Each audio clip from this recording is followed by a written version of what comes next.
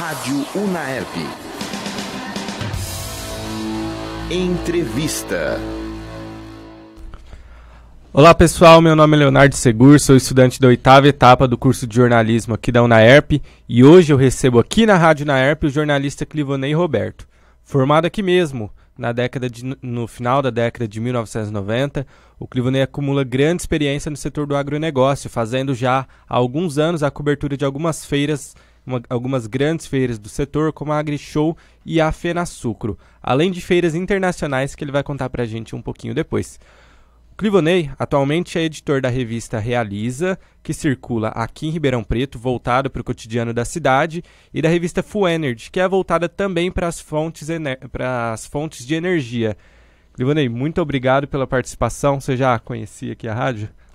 Olá, Leonardo. Não conhecia a rádio nas instalações em que ela é hoje, né? E realmente é um espaço de primeira, com certeza melhorou muito qualitativamente, né? E tenho certeza que as condições de trabalho e de aprendizagem dos estudantes agora é muito melhor. Bacana, Clivonei. Agora falando dessa questão do agronegócio, como é que você começou a trabalhar nesse setor? Olha só, na verdade foi uma mudança da água para o vinho, né?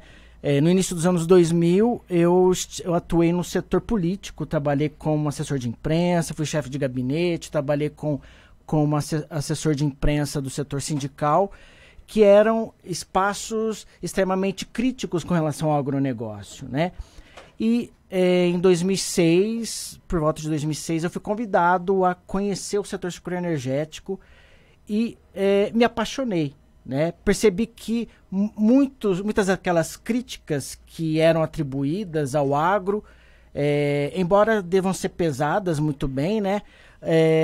Muitas daquelas críticas eram exageradas e acabei me envolvendo, então iniciei uma trajetória nesse setor, no setor sucroenergético e também no setor do agronegócio, que se iniciou aí em 2006, trabalhando em uma revista especializada no agro e no sucroenergético, né, que é um segmento em que a nossa região de Ribeirão Preto é especializada, né, por conta da grande quantidade de usinas de açúcar e álcool e da grande produção canavieira.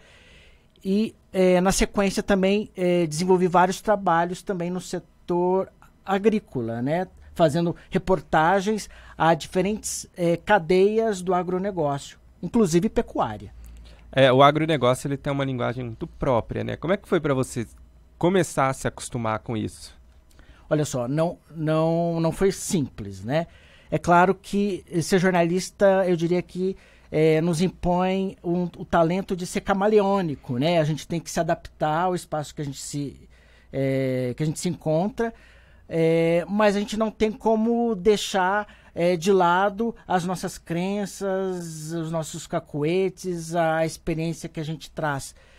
E naquele momento eu precisei desenvolver meu conhecimento técnico, né? Eu acho que é o principal. A partir do momento que você se aprofunda tecnicamente, lendo mais sobre aquele setor, analisando aquele segmento com olhos críticos, com olhos imparciais, você consegue se desenvolver e, inclusive, absorver uma linguagem própria e mais adequada para aquele segmento, né? É claro que eu não perdi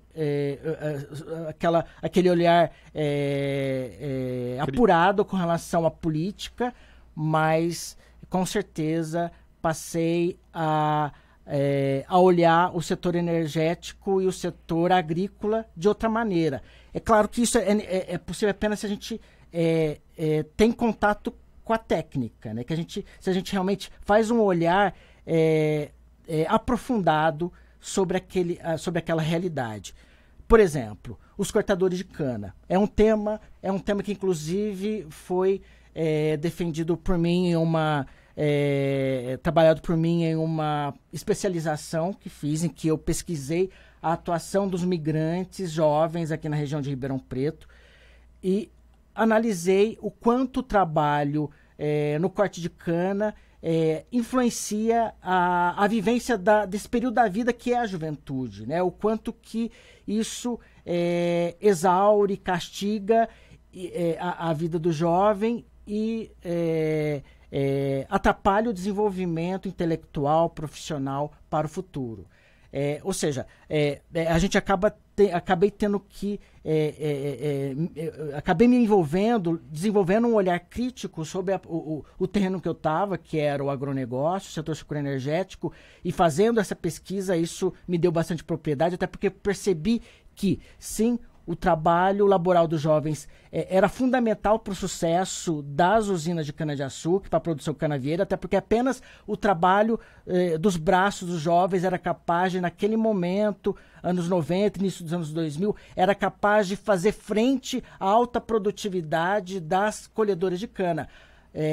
Caso contrário, já seria necessário para os grandes produtores agrícolas, produtores de cana-de-açúcar, lançarem mão das colhedoras, né? E isso é muito penoso para a vida do trabalhador, do jovem, que se ele entra no trabalho do corte de cana aos 18 anos, aos 30 ele já é inválido laboralmente. Ele já adquire inúmeras doenças laborais, né?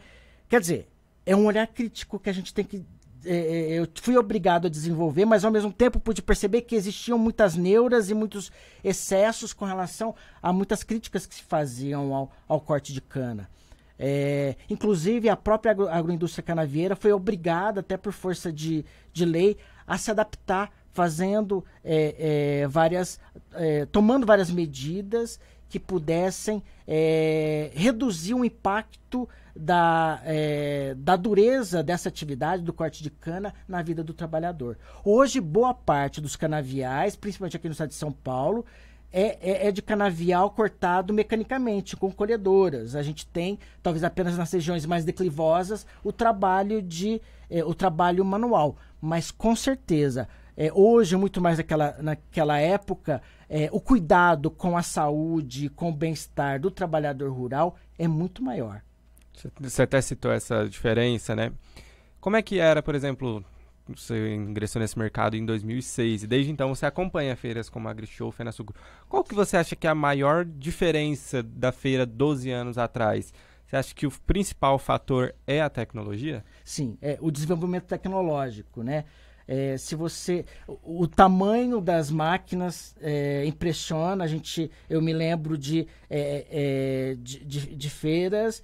Eu vou anualmente à AgriShow, por exemplo, e fico abismado no ano seguinte quando eu vejo que máquinas maiores são lançadas e batendo recorde, né, em relação ao tamanho, e não só apenas com relação ao tamanho da estrutura física da máquina, né, mas com relação também à capacidade de produção. Máquinas que conseguem produzir muito mais e que tem muito mais tecnologia embarcada, oferecendo conforto para o operador e um alto nível aí de rendimento na operação da colheita ou do plantio.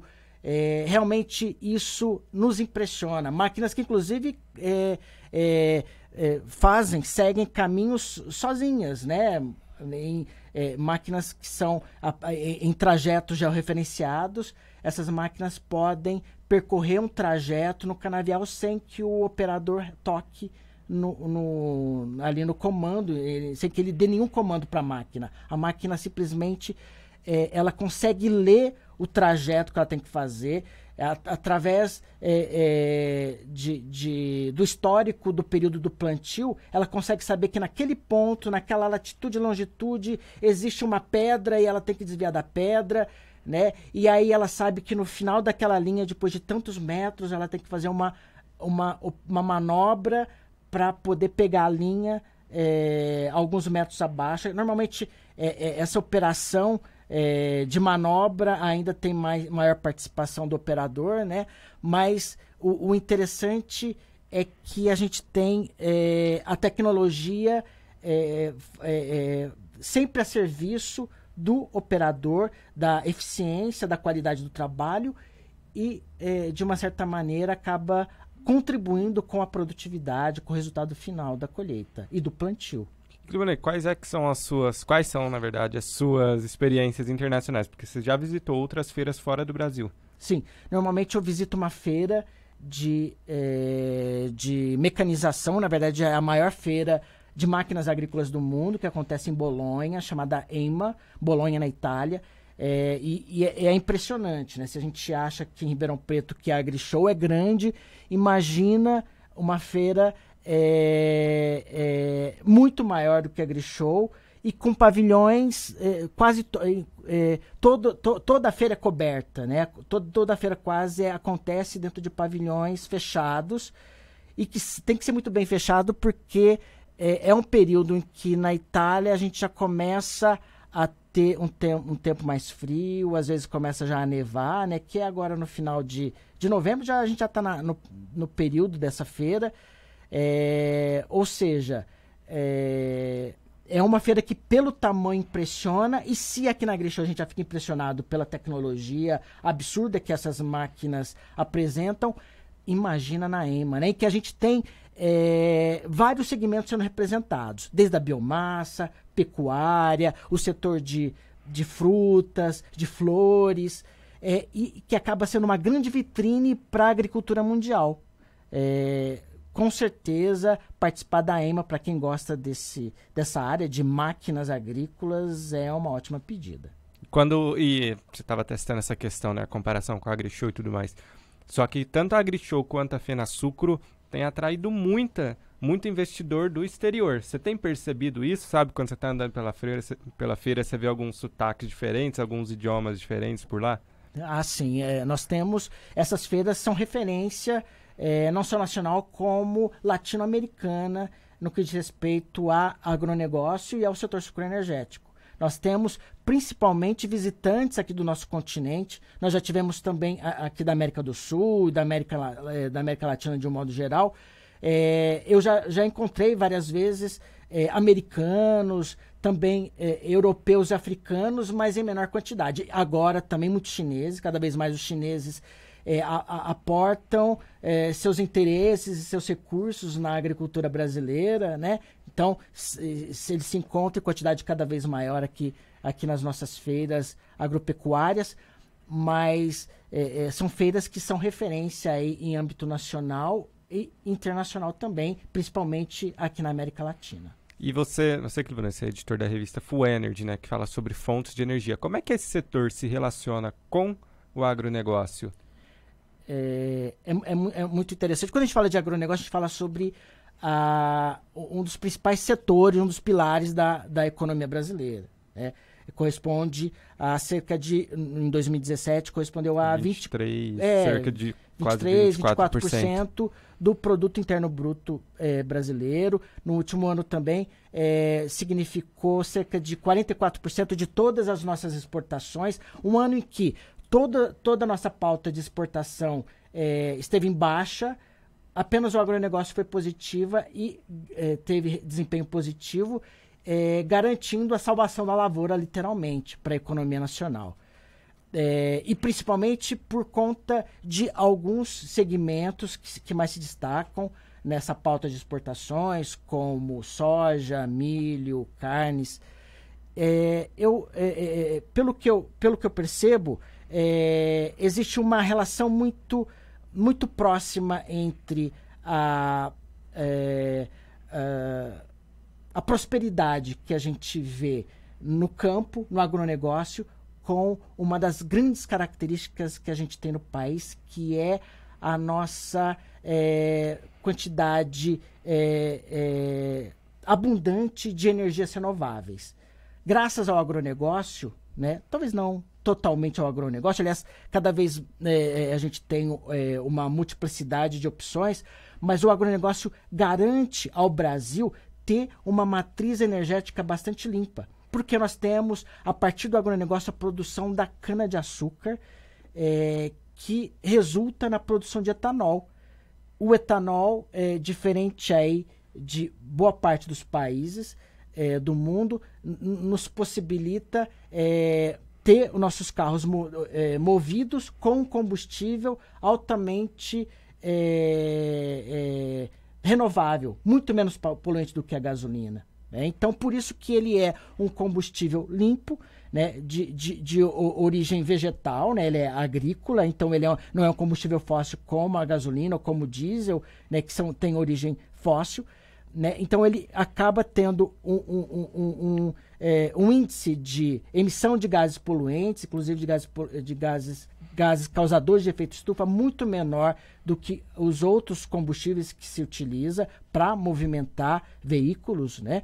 E ao mesmo tempo que nós temos também uma outra possibilidade muito interessante de combustível no Brasil, que tem ganhado muito espaço, que é o biodiesel, que substitui o diesel.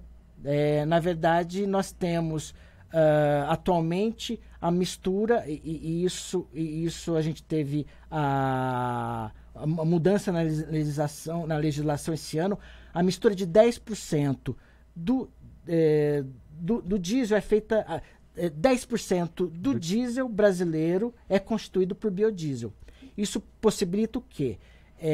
Que tenhamos toda uma cadeia de produtos, de produtores se mobilizando para produzir um outro combustível limpo e renovável, que é o biodiesel. Mas o que é? Vamos deixar as coisas claras. O etanol é derivado da cana-de-açúcar, resultado da cana-de-açúcar. A gente então tem a moagem da cana nas usinas, e a gente está numa região que é referência nacional. O produtor de cana dedica o caldo da cana para a produção de açúcar, ou ele dedica para a produção de etanol. E aí com o bagaço que ele é resultado do processo de moagem dessa cana, ele pode queimar na caldeira e ainda produzir energia elétrica, que vai abastecer tanto a usina, como a usina pode também fornecer eletricidade, comercializar eletricidade para o sistema. Quer dizer, então, no espaço, dentro da cadeia da cana-de-açúcar, que é um produto agrícola, nós temos dois produtos incríveis do ponto de vista energético, que é o etanol e a bioeletricidade, no caso a energia elétrica advinda da queima do bagaço da cana-de-açúcar. E nós temos o biodiesel, que é produzido como? É produzido a partir do óleo originado da moagem de soja, que é a principal matéria-prima no Brasil de biodiesel, ou ainda de outras fontes agrícolas, como, por exemplo, pinhão manso, girassol, banha de animais. Ou seja, nós temos várias possibilidades, várias possibilidades para se obter o óleo que lá na frente vai ser transformado em biodiesel, né? Ou seja, é um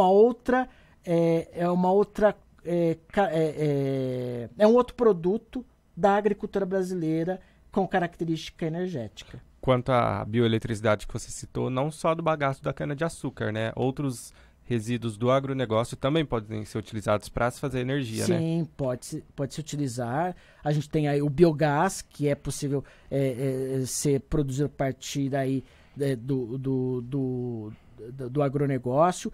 O cavaco de madeira, que também resulta em bioeletricidade. A queima da casca de arroz, que também resulta em bioeletricidade.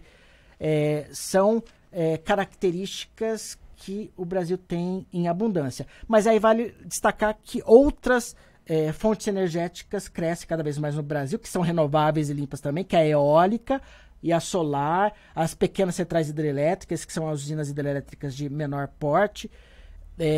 Mas, apesar do crescimento dessas outras fontes de energia, que são também fontes renováveis, nós continuamos e sempre teremos as fontes agrícolas de energia com muita importância, não apenas importância para a geração de energia, como também para a geração de renda e de emprego nas localidades. Bacana. E Clivanei, agora só para a gente fechar, você que já está há um tempo aí nesse mercado, como é que você imagina que é o mercado do agronegócio para o jornalista? Ele é um mercado mais voltado para assessoria de imprensa, para marketing de conteúdo, ou é um mercado mais voltado para a imprensa mesmo? Como é que você vê isso? nós temos o agronegócio como uma pauta sempre importante para o jornalismo brasileiro, para a grande imprensa, rádio, TV, jornais, internet. Com certeza é um setor que gera muita notícia para os jornalistas que estão no cotidiano. Eu que já escrevi muito sobre isso, eu sei que dos canaviais ou das áreas de plantação de milho, de soja, a gente tem muita poesia, né? A gente tem muita história, a gente tem muita tecnologia aplicada, a gente tem muita história bonita para contar. Daquele pequeno produtor que faz agricultura familiar e consegue, que a partir daquela pequena produção agrícola ele consegue transformar a vida da família dele. Ou seja, a gente tem muitas histórias que podem ser contadas no nosso dia a dia pela grande imprensa, pelos grandes veículos de comunicação, ou mesmo aquelas notícias mais econômicas, né? Por exemplo, a gente acabou de ter aí o anúncio da nova ministra de Agricultura, ou seja, é um tema que vai impactar o dia a dia de todos os produtores agrícolas do país, e que gera muito interesse por parte de toda a mídia que cobre esse tema nos grandes veículos. Mas para os jornalistas também, as mídias especializadas em pecuária, no setor sucroenergético, que eu já atuei por vários anos em mídias especializadas no setor sucroenergético ou mesmo no agronegócio. No setor pecuário também, a gente tem revistas especializadas em frutas, em flores, em fertilizantes. Existe uma infinidade de possibilidades, inclusive de outros nichos a serem explorados, em que também se cabe novas publicações, até porque são segmentos que têm muita sede de tecnologia, de difusão de conhecimento, de absorção, de troca de estudos, de informação, de network. Ou seja, nós temos na mídia especializada um grande campo, né? E aí, falando ainda sobre o marketing de conteúdo, com certeza, para um setor que tem muito a mostrar para o Brasil, o marketing de conteúdo vem contribuir não só para a vida do jornalista que está no dia a dia e precisa ter uma fonte interessante de conteúdos, até para ele poder problematizar temas sobre os quais ele vai trabalhar mais para frente. Nós também temos no marketing de conteúdo a possibilidade de mostrar para o mundo, né, não só para o Brasil, o quanto cada um dos elos do setor agrícola, agropecuário brasileiro tem de notícia interessante, de informações, de conteúdo a ser levado para a população brasileira. Bom, nosso tempo já está quase acabando, agora já é 6h30. Clivonei, queria agradecer muito a sua participação. Bom, entrevistei aqui na Rádio Naerp o jornalista Clivonei Roberto, especialista no setor de agronegócio. Clivonei, mais uma vez, muito obrigado pela entrevista e por participar aqui. Eu que agradeço, Leonardo, e obrigado pela oportunidade de voltar a um espaço, a uma casa em que eu me formei, que eu sempre tenho muito prazer de estar presente, ter contato com os profissionais que aqui atuam e principalmente por ter a oportunidade de falar de um tema tão apaixonante que é o agronegócio. Bom, eu sou o Leonardo Seguro, estudante da 8ª etapa do curso de jornalismo.